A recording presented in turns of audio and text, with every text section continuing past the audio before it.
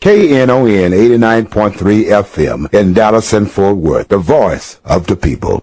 Business owners, tell KNON's listeners about your business. You can put your business or event on KNON. KNON currently has space available to run announcements for you.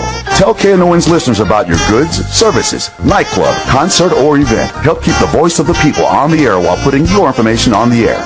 KNON's been named the #1 radio station in Dallas by both the Dallas Observer and D Magazine. Put your business with Dallas's #1 station. Call now for more information at 214-828-9500, extension 227, or extension 233. For more information, go to knon.org and click on the Run Spots on KNON page. It's a great way for your business to support community radio while letting more people know about you.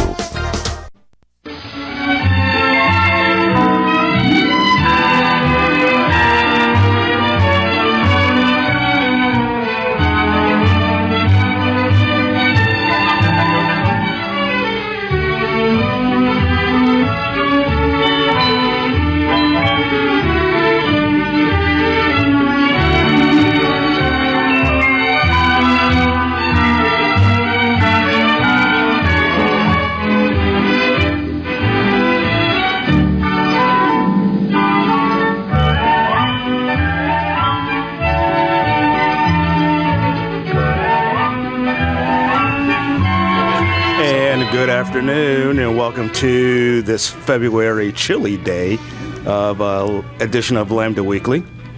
I'm Lerone Landis and I'm here with Pattie Fink and here goes our regular host, David Taffet. That was a wonderful introduction. Thank you. Well, you're very welcome. Well, we just ran in from Cathedral of Hope, the Reverend Frank Schaefer. Can I still call you the Reverend? Absolutely, you may. I mean, I feel comfortable enough to call you Frank, so we'll call you the Reverend, because we don't support that defrocking thing. Of course not. Frank Schaefer was defrocked as a minister in the Methodist Church in November. Was the defrocking in November? Or that was actually December. The defrocking was actually in December Merry 19th. Christmas. Yeah, I know. Just a couple of days before Christmas. Yeah. And he was here at Cathedral of Hope speaking at 9 and 11. I'm out of breath. You are out of breath. I am. Well, we ran. And you're the one who should be out of breath, Frank, because you're the one who was up there. And I was just sitting there in the back. And you'll be at Cathedral then at 5 o'clock today, right? Yes, for a Q&A. For a Q&A, just so if you'd like to sit and chat and whatever. His wife, Bridget, is here, and we're going to talk about that story. Let's do a little bit of pledge drive stuff. It is pledge drive. I'm going to leave that to the two of you. Yeah, give us a call, 972-647-1893. Again, that's 972-647-1893. We got a couple of calls last week. We still need more. We still need you to do everything you can to help keep us on the air. And you can call us at 972-647-1893. And KNON has been supporting Lambda Weekly, and we're the oldest, longest-running LGBT radio show anywhere in the United States. Anywhere in the world. And so KNON has supported us, and we need your support to help us stay on the air and to support KNON. We've been on the air for 30 years now, since 1983, and we'd like to make that 31. And we can only do that when our listeners call in. Right. And we have great pledge premiums. You can get all kinds of T-shirts and backpacks and koozies and you name it. You can get stuff. And if you're listening to the podcast later in the week, you can go to knon.org and click on Pledge Now and pledge there and select your premiums and, give us credit. If you can't spell Lambda Weekly, to say that gay show or queer show, we're whatever. not hard to find.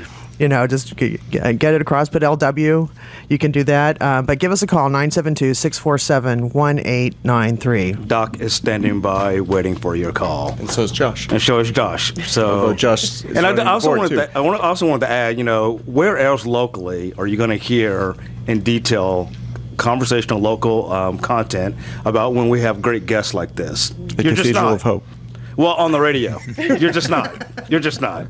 So, At 5 o'clock today. At 5 o'clock today. So if you want to keep this kind of programming on the air, and it is important to you, give us a call and help us keep that dialogue on the air. Again, 972-647-1893. I want to get to this incredible story because this is really a story of, Frank and Bridget are the parents every every gay person should have. They chose their kids over church rules. Tell us how that even happened. You were not trying to flout church rules, really. You did this very privately. That's correct. We did. I was very private about this, and I was not trying to be rebellious. But our son, when he came out as being gay, this was back in the year 2000. He shared with us at that point that it was a real struggle for him. He had cried himself to sleep many nights. How old was he when he came out to you? He was 17 or 18 when he came out, but he had at that point then shared how he had struggled in the past with this, and part of that was because he heard messages from his very own church, the United Methodist Church, that were hateful. And it brought him to the brink of despair, and then even he considered suicide at one point. And so when he shared that with us, we just had to rally around him. And of course, we love our son, and we said to him, "Look, we love you no matter what, and we affirm that you are a child of God, just like everybody else. You were made in the image of God, just as you are, and so be proud of it." And he actually had a struggle with that for the longest time. He wasn't proud of himself, of who he was. He was actually very conservative in many ways, and he always had dreamt of the family, the typical American dream, the family, the traditional family, and the good job and all in the house and everything with it. So it was a struggle for him, and it took him many years to really become proud of who he was as a person. Now, once your son found the love of his life and decided, he wants to get married, he could have chosen anybody to perform the wedding. How did it come about? Did he ask you? Did you offer? No, he actually asked me. It was a phone call, I remember. And he has actually shared in interviews that it was the hardest question he had ever asked anybody, because he knew that I could be in trouble, knowing about the church's position on gay marriage. But he did ask it anyway, because part of him said, "Well, I think my dad would be really sad if I hadn't asked him." So he did ask me, and the answer was absolutely, son. There was no hesitation. That's hesitation. Now, one thing I want to make real clear was your church was in Pennsylvania. He lived in Massachusetts and was getting married in Massachusetts. So this wasn't something you were trying to throw in your church's face at all. You did it very privately, and it took 6 years before anybody noticed. Yes, absolutely. It was done in Massachusetts, where gay marriage was legal at the time already. And we did it, as you said, in a restaurant. Never had any announcements in the papers. I never talked about it publicly in the church. I did let my superiors know. That's as far as it went, and I never heard a peep until last year, 6 years later, when a parishioner of mine actually filed a complaint against me. Wow.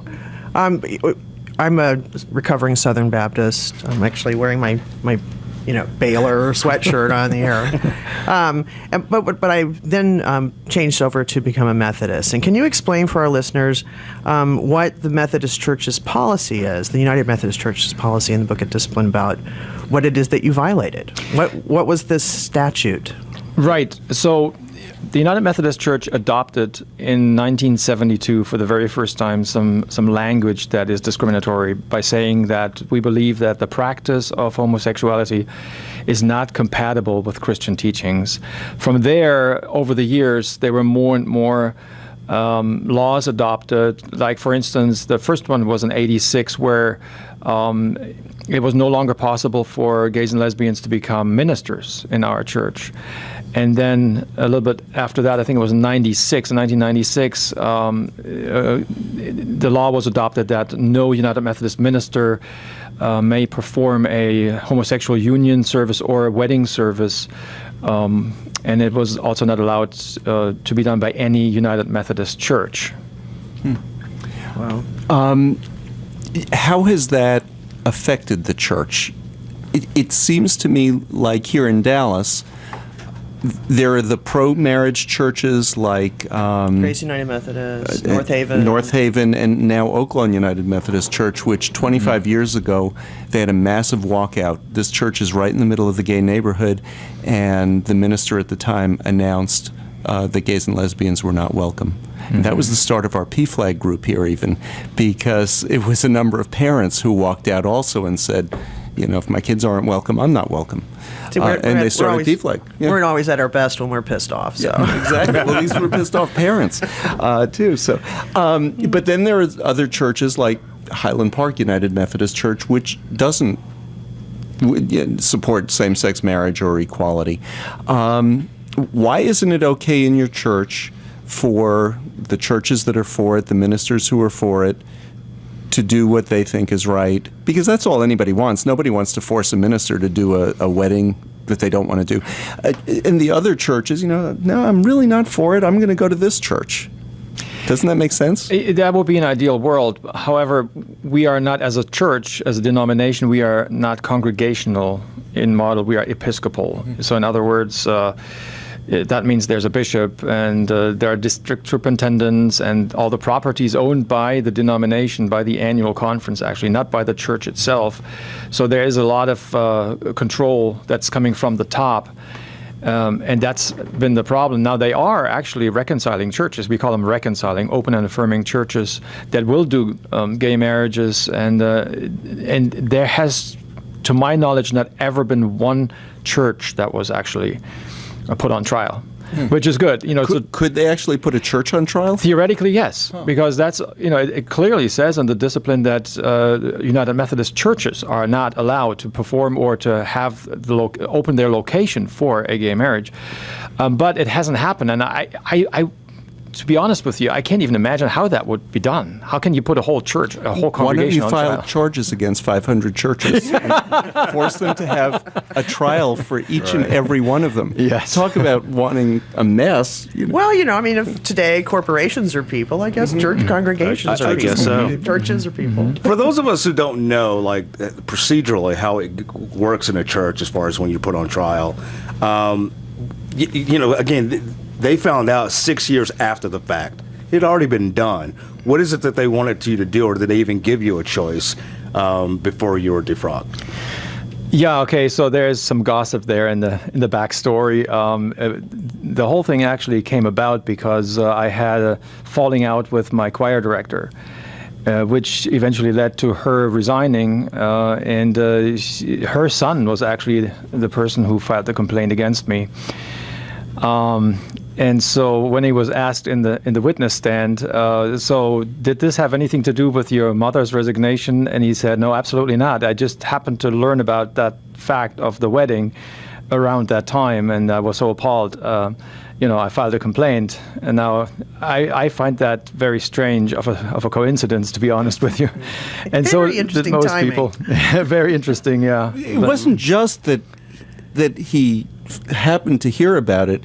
He traveled from Pennsylvania to Massachusetts, tracked down where the marriage had taken place, got a copy of the marriage license with the Reverend's this isn't signature something on that it. he just stumbled across. No, definitely not. I don't think those licenses are available online or anything like that. No, they're not.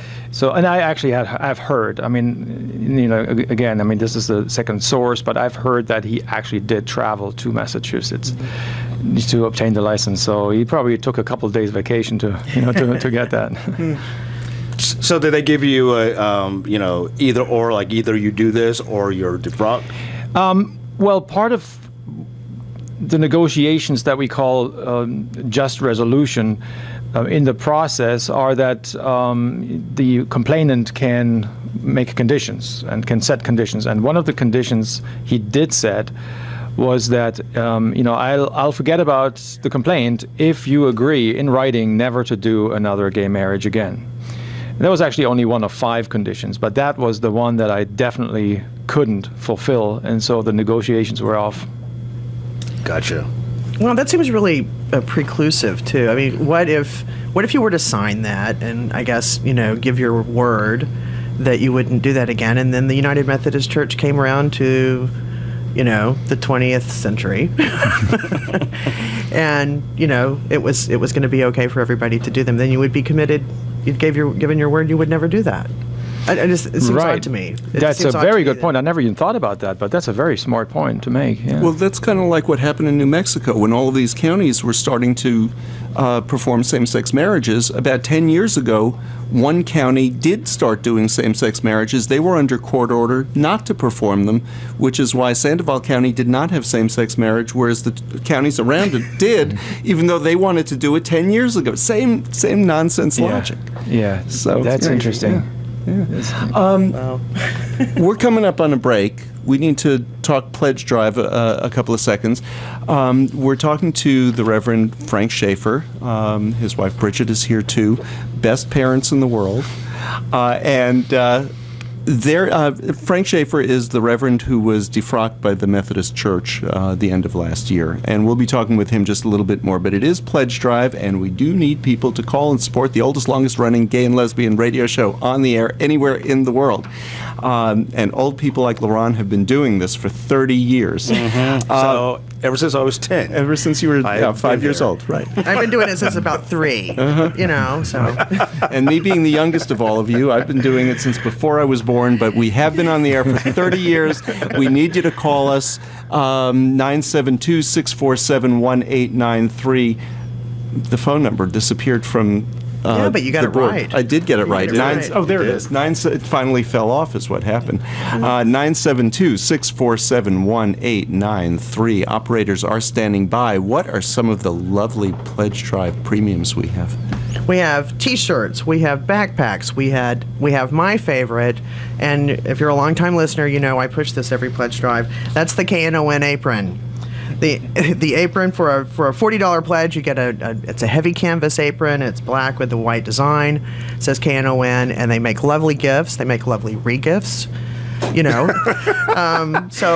call in your pledge for $40. You can get the great Knon apron. For $50, we have lots of great commemorative T-shirts. I have an apron story. Oh, you do? I was doing the show, a show I was filling in with somebody else on another show, and she was saying how, and these aprons, they're nice canvas on both sides, so when it gets dirty, you can just turn it over. And I said, or you could wash it.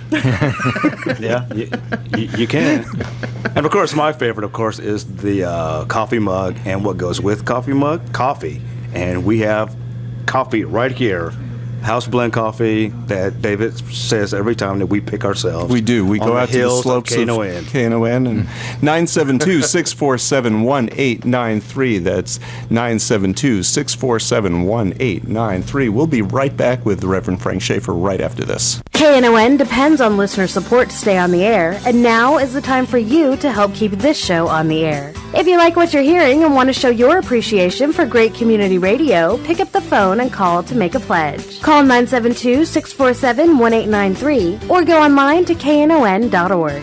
Don't wait for someone else to do it. Without the support of our listeners, there won't be any community radio on the air in North Texas. So take a few minutes to make a pledge. Call 972-647-1893 or go online to knon.org. I'm Michael from UNT, and I listen to Lambda Weekly on Knon 89.3 FM. And welcome back to Lambda Weekly. Once again, this is Pledge Drive Week. Metro 972-647-1893. That's 972-647-1893. Give us a call. We are talking to the Reverend Frank Schaefer. He is the Methodist minister who was defrocked at the end of last year. So when Tim came out to you in 2000, was he the first of your kids who came out? He was. Just to clarify that question, I do have 3 gay children. 3 out of my 4 children are gay. See, yes. I said best gay parents. See, this just proves it's got to be genetic. Absolutely. So what did you do to turn your kids gay? That's a good question. If I only knew, because I could write a book on it, and then everybody could have gay children if they wanted to. Just a couple of years ago, a neighbor of mine and I hooked up again on Facebook, and her father is still alive. He's in his late 80s, and several people on our block turned out to be gay, and he said the same thing. What was in the water on that street? All of us come right up together. So, but you do have a straight child, as far as you know. As far as we know, yeah. It took him the longest time to come out as straight. This is what it took for him to come out as straight. Because I think he thought he was supposed to be gay because all of his siblings are gay. And so, it took him quite a while. I mean, we could only speculate for a while there. I thought, oh, maybe we have 4, but then he came out finally and said, I started dating a girl, and it was like, what's up with that?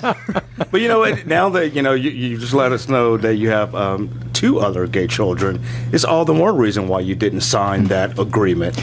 Because what if they in fact choose to get married one day and want you to perform their wedding? That is very true. I mean, that was definitely on my mind, but I couldn't have signed it even if this had been the last gay marriage I had done for my children or for my son. I just knew I couldn't sign that. My conscience just wouldn't allow me to sign that. I just think it's very interesting. I didn't, like to delve, deep into the bowels of the logic of the United Methodist Church. I don't know, but do they allow the complainant in cases of, across the board to develop terms that you would agree to? It just seems really odd to me. It does, doesn't it? Yeah, it does. Yeah, but that's how it works. The complainant is the one that you negotiate with. Yeah. Wow. Yeah. Oh, so it's not the church that you negotiate with. Well, the church was involved in the process, but he had to agree. He had to sign off on the final agreement of the negotiation. And so it's interesting because when I grew up overseas in North Africa, and a lot of the legal system there is that if you've murdered someone or done stolen from a family or whatever, the family has to forgive you. You're in jail till they do. And, the prosecutor does the prosecution job, but then the terms of how it plays out for a guilty verdict is up to the family. And that sounds like the same kind of level of justice that you would get in the United Methodist Church. That's true. That's a very interesting comparison. Interesting. Which country was that one? That was your Swiss part of your upbringing? No, in Libya. I grew up in Libya. Oh, okay, because I was going to say, in Libya, isn't it that you'd just be beheaded? Well, I probably would. You would. I work in the legal field, and there's something called an intervener, which is a third party that intervenes on behalf of one of the parties, but they really have nothing to do with it. So, did you have any other reverends within the Methodist congregation that intervened and on your behalf, took up for you? Well, actually, several things. The negotiator in this case for the just resolution was actually the bishop herself, my bishop. So she was the one that sort of brokered the negotiations. But then we also had a mediator come in. Actually, a former federal mediator. He came in, to have some listening sessions in my congregation, because obviously this brought a lot of tension into the congregation, a lot of pain actually, and this actually went through friendship. Friendships were broken over this in my congregation. This went through families. It was just heartbreaking for me to find out that, on Thanksgiving last year, there were some families that had, been together traditionally for many, many years. That year they weren't in 2013 because of all of this. It's just heart-rending. See, this is one of those things that bothers me the most about this whole case. You're coming out of this just fine. And I know that you're going to be fine. You're going to end up in another congregation. It might be another denomination. It might be a Cathedral of Hope is what we're suggesting. But they only have an intro there right now. But hint. Just the fact that the church could take a congregation that was fully functional before and cause such a rift in it, and cause families to not be speaking to each other and friends to not be talking to each other and not want to be in church with each other anymore. Don't they realize that's much worse than anything that you could possibly have done in breaking? Didn't they break some rules, I guess, is what I'm asking? Oh, ethically speaking, absolutely. There's no doubt in my mind. But, this complainant, along with about maybe 25 or 30 people in the church that, had been set against me for quite some time, they are very political. And they operated almost like a political action group, with their bombardments of emails and phone calls and trying to get petitions going. And it's unbelievable. So yeah, it's a conservative area. Lebanon is a conservative area, and my church was also on the conservative side. And so, if you have agreements that go that deeply between a minister and a group of people in the church, I think that could be deadly. And so, they probably knew that once this complaint was out that it would lead to that. But, it was just so important for them to get rid of this minister, myself, that they were willing to, to do it anyway. What was the atmosphere like in the church before this happened? I mean, I'm assuming everyone knew that you have not one, but you have gay children. Well, yes, that knowledge was out there. Okay. That was out there, and it was okay. It was accepted by everybody. I mean, even Dick Cheney as a gay daughter, and people were okay with that. Even the conservatives, to a degree. Nice to compare yourself to Dick Cheney. Only in this tiny moment. Well, actually, it's funny. The reason I mentioned Dick Cheney is because at one point I did actually ask somebody on church council, should I just come out and say something about this? This is like, the pink elephant in the room, right? And they said to me, no, just treat it like Dick Cheney does. He never talks about it. Just ignore it. Just people know anyway, and so that's sort of what I did.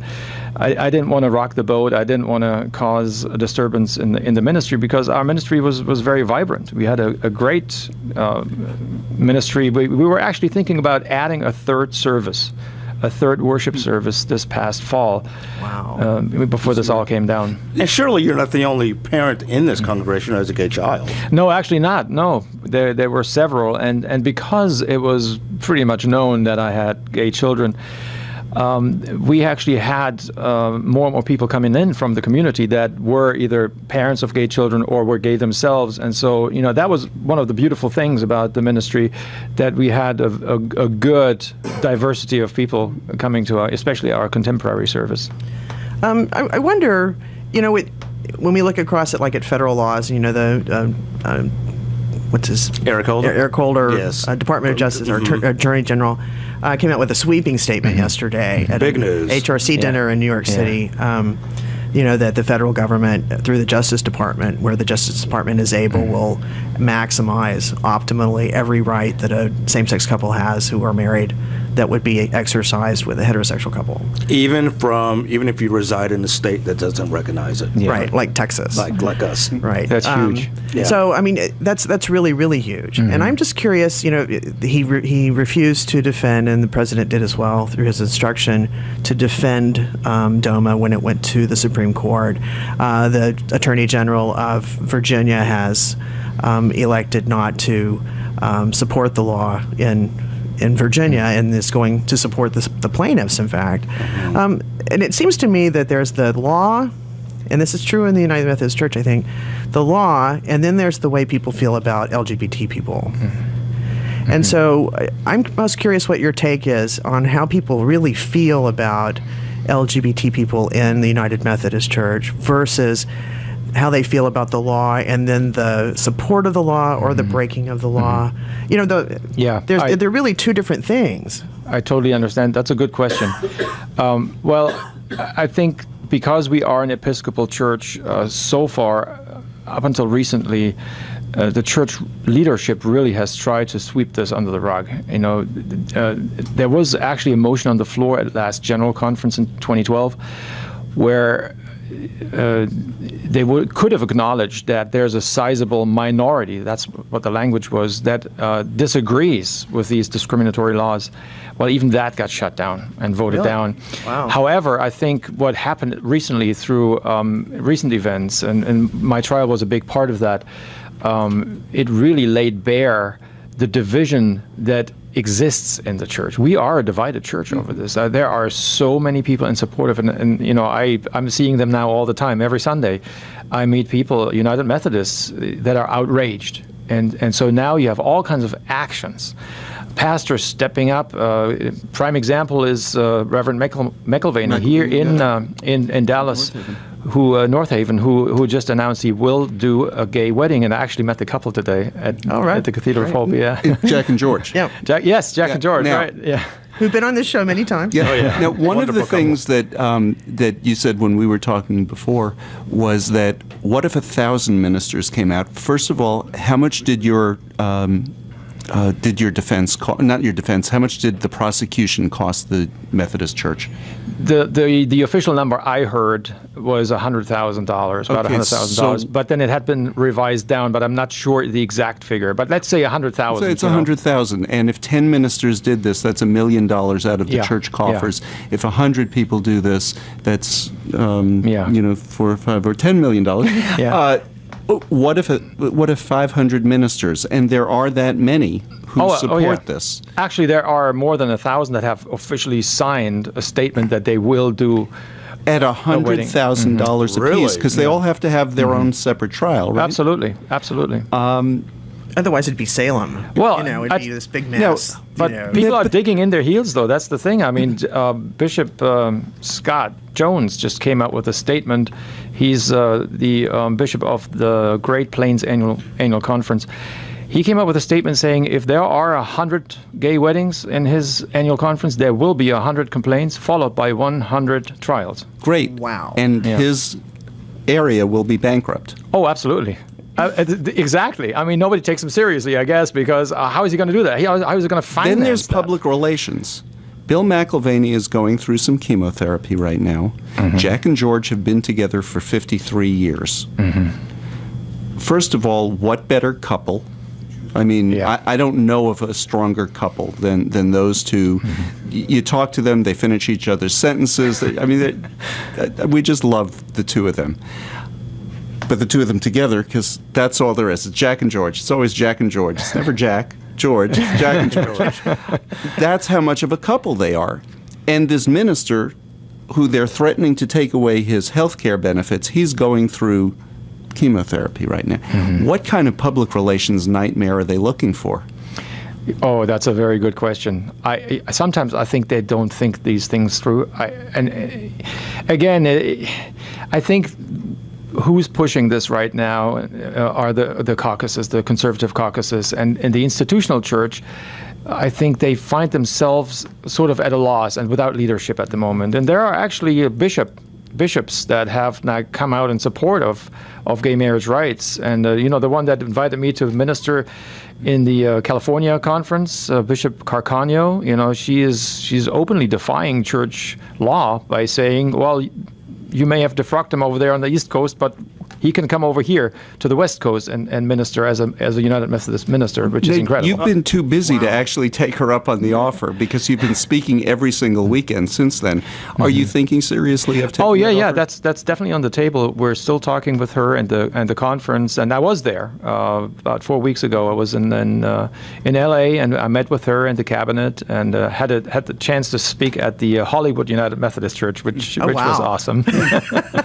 Yeah. Are you the only reverend who's been put on trial for this in the Methodist Church? Oh, none at all. No, not at all. There were people before me, like Jimmy Creech was defrocked, and we had him on. Was that before you were on the show? It was. When was he defrocked? It was in the 90s. It was 1999 when he was finally defrocked. He went through 2 trials. I came on it in 2000. Yeah, and get this. 2000, I thought. Early 2000. And there's more. Right now, the church is trying another minister, Thomas Ogletree, Reverend Thomas Ogletree, on March 10th for the exact same thing, for doing the wedding of his own son. Wow. Yeah. This is one of those, I get it, where it's just, this minister, he did it in his church, people in his church were uncomfortable with it. This is your own son, it is in another state, you never mentioned it in your church. And something I think sometimes you said you really didn't talk about your kids being gay or, gay rights much, and never mentioned the wedding. Which is sad, actually. I did it in more subtle ways. But you were compromising. I mean, you were definitely compromising. You were being diplomatic about the whole thing. Right. But with having your own kids who are gay, sometimes you don't have to throw it out there. When you're close enough with people and they just see, these are your kids, they're good kids, we like your kids, that does more for gay rights sometimes than actually preaching about it. Yeah. So, and I think that's what you did. I do want to remind everybody it is Pledge Drive right now. The number is 972-647-1893. That's 972-647-1893. And I just want to remind you of one of a nice premium that you can have. The Chinese Lantern Festival is back, and it goes all the way. Well, it's been here, and it lasts. They just keep extending it. Yeah, it's so fabulous. Yeah, to the 17th of February. Now, I've never been there, but I've seen pictures, and it just looks like a fabulous event to go to. We've been, and it's just a couple of times. Yeah, amazing. While you're here, if it's not bitter cold, it is worth going over. That's to the see excuse this. I've been using not to go is because it's been so cold. But you can, for 2 pairs of tickets, you can get for a pledge of $35. You get a pair of tickets. So give us a call, 972-647-1893, 972-647-1893. Operators are standing by, literally. Yep. Literally. They're standing because we don't have enough chairs here in the studio. And they're standing and waiting for your call. Yes. They're Poor Josh, multitasking here. his hand is on the receiver. He's just waiting. We are talking today to, I almost said the Reverend Jimmy Creech, the Reverend Frank Schaefer. He is the Methodist minister who was defrocked the end of December. Right now, he's cashing in big on the speaking circuit. Now, is it done? It's over with? You're defrocked. I am defrocked, although I did file an appeal.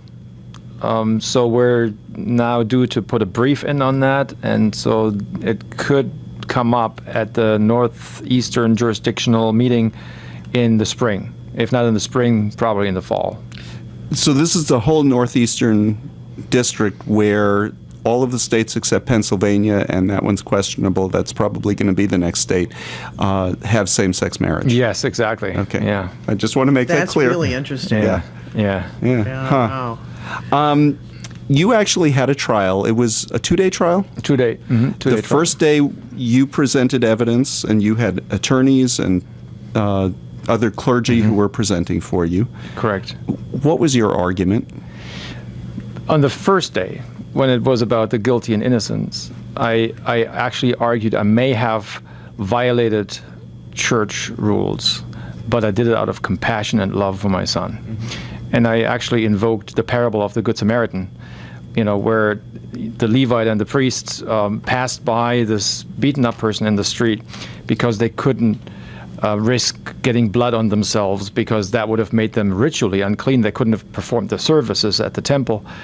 But of course, Jesus teaches it in a way that the Samaritan, had compassion, and he was the one that did the right thing by taking care of this person. And so my argument was that I just couldn't pass by on the other side like the priest and the Levite when I saw my son in need. And I explained to them what that meant, that he had been struggling even to a point of considering suicide after he heard these horrible church teachings, and I had to affirm him. I had to have compassion and help, and so it was an act of compassion, an act of love. And as Jesus teaches in this parable very clearly, sometimes the rule of love goes over the rule of the law. Well, and saving a life. What about that one? Saving a life in the process. Is that anywhere in there in any of the religious teachings? Yeah. If it's not, it should be. That's right. Maybe we should rewrite some of these laws.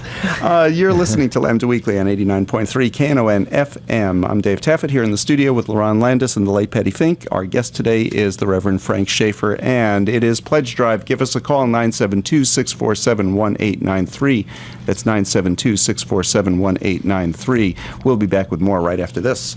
KNON depends on listener support, and now is the time for you to help keep this show on the air. If you like what you are hearing and want to show appreciation for your community radio station, then pick up the phone and call to make a pledge. Call 972-647-1893 or go online to knon.org. Don't wait for someone else to do it. Without the support of our listeners, there won't be any community radio on the air in North Texas. So take a few minutes to make a pledge. Call 972-647-1893 or go online to knon.org. KNON thanks you for your support. This is Janice McCall from TCU, and I listen to the Lambda Week on 89.3 KNON FM, Dallas.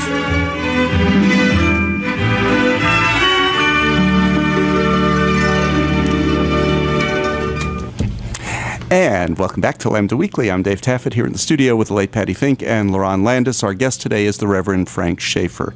And I'm not going to even say the defrocked Reverend, Although you were talking about in church this morning how the word defrocked has kind of become... Yeah, if I may retell that story real quickly. Last week I went to Binghamton, New York, and spoke at a church there. It was a United Methodist Church, and there was one lady who actually stood up in front of the whole congregation. A sweet old lady, right? You would have never expected anything like that. And she said, I am so angry that they defrocked you. I'm using that word now as a cuss word. And she said, what the fruck is our church doing? I'm with her. I want to meet this woman. I want to be her when I grow up. I know, exactly. Yeah, but it's Binghamton. Wow. It's college town in New York. So did you have to throw all your frocks out? I mean, no, I still have them. I expected them to come by my house and ask to get all my frocks and my elders' orders, but no, I still have all of that. So I don't know what's going on. I got a question. I know the answer, but I'm going to ask it anyway. Do you feel defrocked by God? Absolutely not. And that's the thing. In my heart, I'm still the same minister I always was. And that's all that matters. And I do feel called by God, and that's why what I'm doing now, traveling to different churches every week, I'm still in ministry. It feels like I'm preaching more now than I ever have during my career as a minister, because there's always some off Sundays where you have guest speakers or special programs. Now I'm preaching every Sunday. And great. I want to tell you, I've been to a number of Cathedral of Hope services. They went all out today. Every choir member was there. Every orchestra member was there. There were no excuses. Wasn't that sound fabulous? Oh my goodness, they made me cry a couple of times. Not just because of the music, but it was like it hit me as I was listening, as I was there and taking in the atmosphere. I was like, wow, this is how it's supposed to be. This is what Jesus meant when he gathered all these different people, diverse backgrounds around himself. This is it works. It actually works here. And the outpouring. It was just amazing. I've never heard so much applause during a religious service before. Have you? No, well, actually, lately I have. But it was great, though. And usually standing and sitting during a service, these were standing ovations. I mean, it was funny. Now, Josh and I go to a very small synagogue here in Dallas. And, Josh, there was one thing that I noticed about the music. It was good. But, it's like everybody was singing the same tune. We don't always. And then when they were singing the same tune, not everybody was singing the same parts, but what they call it harmony. We call it just singing completely different tunes. We do. I mean, no matter how it sounds. But the music was just fabulous. It was just wonderful. And it's the largest predominantly LGBT congregation in the nation. Yeah. Actually in the world, I heard. Yeah. I would think so. It's amazing. And that orchestra they have a pit for the orchestra. I mean, which church has that? This was very moving. A gay church. The big gay church has the orchestra. Yeah. If we ever get the chance, I'd love to talk with your son. But what's been his reaction to all of this? He actually, of course, he was very proud of me for finally speaking up and taking it to the church and defending him. And he's very proud of me. But I think it was very hard for him to actually go through the trial. He was one of the witnesses. And when he was in the witness stand, let me tell you something, there were a lot of tears. Well, I lost it during his testimony because he did share about his struggles as a child, as a young teenager. With the messages he received from the church, and to a point where he never brought it up with me or with my wife even, because he was part of him was afraid, even though he knew us pretty well, he was afraid that there would be rejection. So he brought some gay friends along. I remember he invited them for movie night, and just to see how we would react, what our reaction would be, because he wasn't quite 100% sure. And your for reaction him was, he has some nice friends. Oh, absolutely, absolutely. So for him to go through this emotionally again, to recall all of this that he did go through in the witness stand, was very hard on him. There are actually a couple of pictures from the trial where he's captured, and you can see it in his face. You know? So what was the reaction? You must have been looking at the jurors who were other pastors. Mm-hmm. Oh yeah. What was the reaction from them, knowing that aside from what they did to you, what they were going to be doing to him? Mm-hmm. Yeah, you know, I try to put myself into their shoes. One thing I noticed was that not a whole lot of them were really paying attention, especially when my son was in the witness stand. Really? But that's just the story. The church is not listening. You know, the leadership of the church, they're not really listening. They don't get it. They don't know that this is actually harmful to people, that people lose their lives over this. You know, they're putting people at risk. They don't get it. They don't listen. You know, I don't know why. It's really puzzling, but yeah. So yeah, they were all pastors of the Eastern Pennsylvania Conference, and they were subject to all of the witnesses and the testimony and the closing statements, opening statements, and all that, and yet they decided to, well, first of all, find me guilty, and then secondly to give me this very strange verdict where I had 30 days basically to denounce gay marriage. Yeah, what was that about? So you had 30 days, and during that time you were just on suspension. I was on suspension, exactly. And at the end of the 30 days, what did they expect from you? They wanted me to make a statement to the Board of Ordained Ministry of the Eastern Pennsylvania Conference that said, I can now uphold the discipline, which is our church law, in its entirety, which basically is saying I denounce gay marriage, because if you uphold the law in its entirety, it means that you also uphold the discriminatory laws, which they knew I couldn't.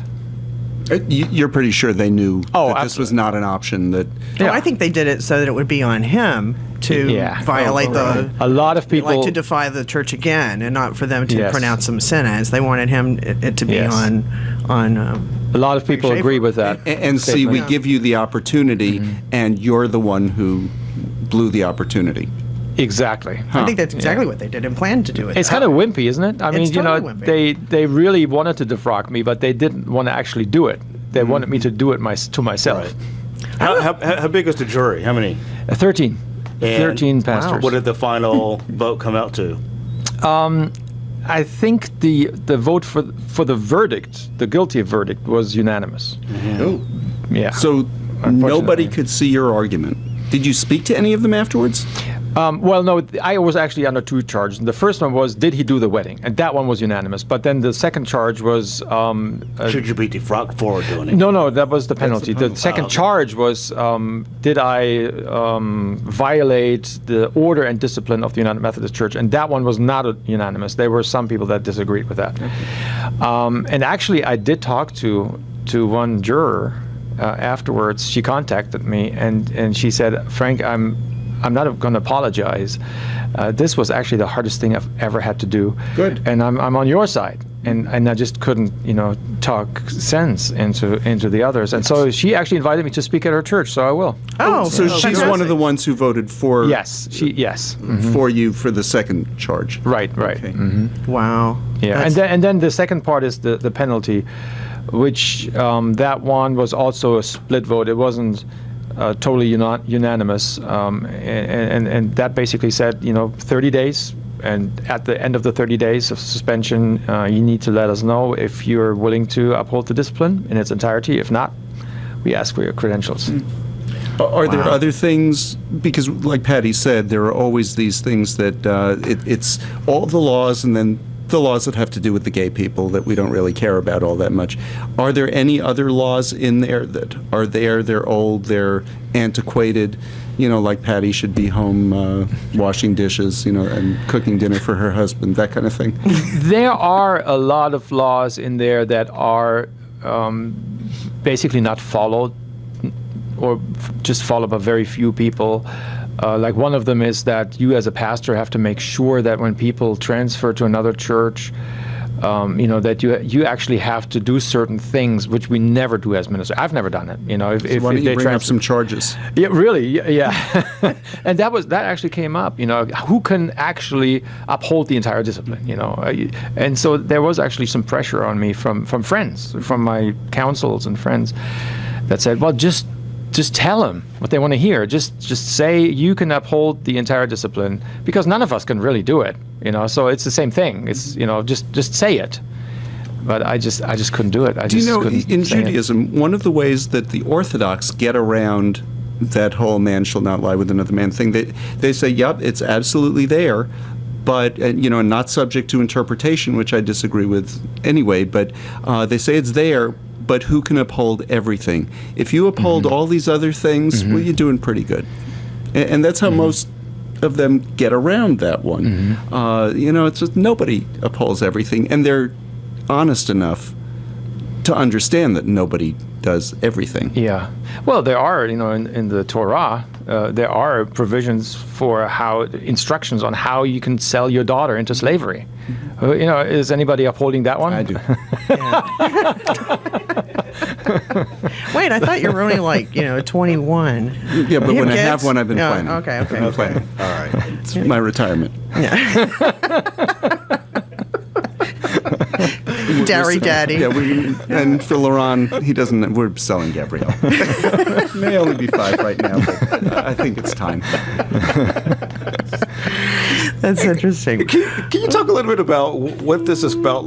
Because initially when you did this, you weren't trying to be a celebrity or some national advocate for same-sex marriage or marriage equality. You're doing it for the love of your son. But because of what has happened, do you get this? Why you've been elevated? I guess in a way as a hero to a lot of us, especially gay men who have fathers who have not been accepting until they had a kid. Until they had a kid. Yeah, happened the right. Well, I feel very ambiguous about that, because everywhere I go now, I get standing ovations and I get awards like I did today, and I feel ambiguous about it, because if there's one regret I have, is that I didn't speak up sooner. I did try my very best to educate people and do it in subtle ways, and used it in some sermons to really open people's minds, but I was never an advocate, and I regret that now, and I'm never going to go back to being a silent supporter. I always will be an advocate now. So there are people other people that deserve these awards before me, that have been working so hard for years and years and putting their careers on the line, and so in a sense I feel very ambiguous about it. But I think the reason why this story became big, even in the news media, is because people can relate to me. Because it could happen to anybody like that, and we all struggle. We all try to, to play it safe in a sense. None of us want to get fired from their jobs and lose their jobs and careers and then stand there without a paycheck, without health insurance, that kind of thing. We have children in school. I do 2 of them. So, it's natural for us, I think, to just sort of kind of, try to not rock the boat and go with the flow and do what we can within, that parameter. And so that's what I did, and I think people can relate to that, because it could happen to them. What if their child asked them, "Dad, will you do my wedding?" Then all of a sudden they're in the same boat. Or a whole list of other things. One of the things that I just don't get here is one of the main things that religions preach is family values. I remember the first time I was on a radio show. I was in college, and it was a call-in show, and I remember this one question, and it's a whole lot of years ago, but they said, well, do your parents and your family accept you? And I thought it was the dumbest question. I just didn't even understand the question until I was meeting people later on whose families didn't accept them. Yeah. And my answer was just, well, they're my family. It didn't even occur to me that they wouldn't accept. And then you came to Texas. And then I came to Texas, and I met all you people. But you weren't thinking anything other than that. He's my kid. Exactly, and I think there is family values, of course, is a big subject, even among conservatives, especially among conservatives. And I think there's a degree of hypocrisy in this, that that they're saying, well, but if we understand it was your son and everything, but there are more important things, and we can't always say yes to our children. And if you don't support your child when your child is going through a crisis to a point where they're considering suicide, there's something wrong with you. That's not family values. I'm sorry, but that doesn't fly with me. That's no excuse. So don't get me started, because I get really mad when I talk about that issue. But and talking you about should. I mean, you should. Here's an entire church that spent $100,000 to prosecute you for supporting your kid.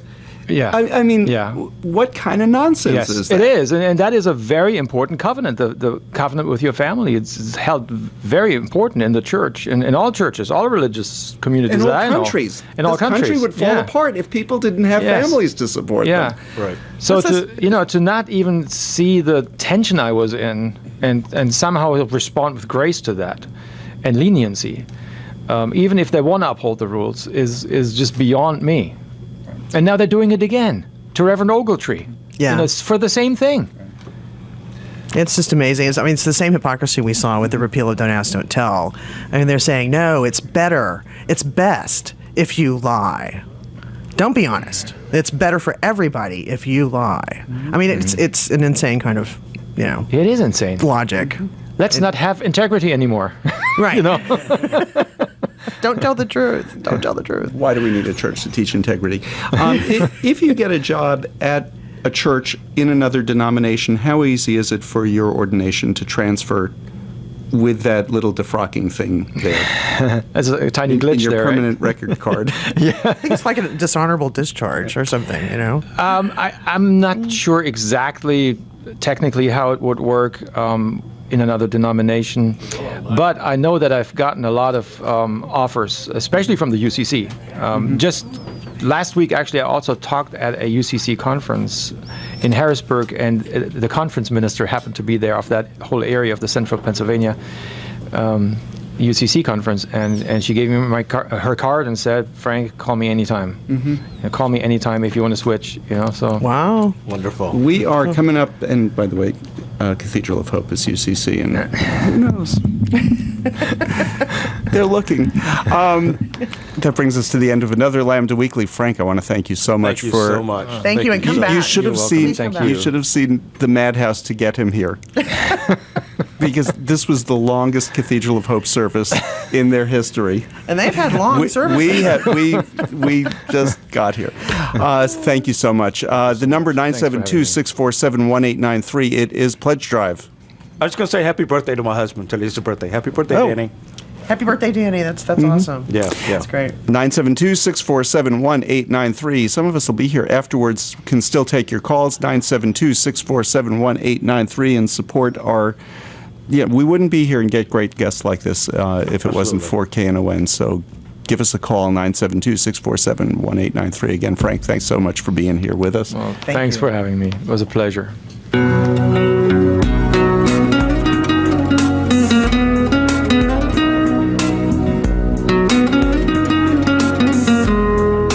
KNON 89.3 FM in Dallas and Fort Worth, the voice of the people.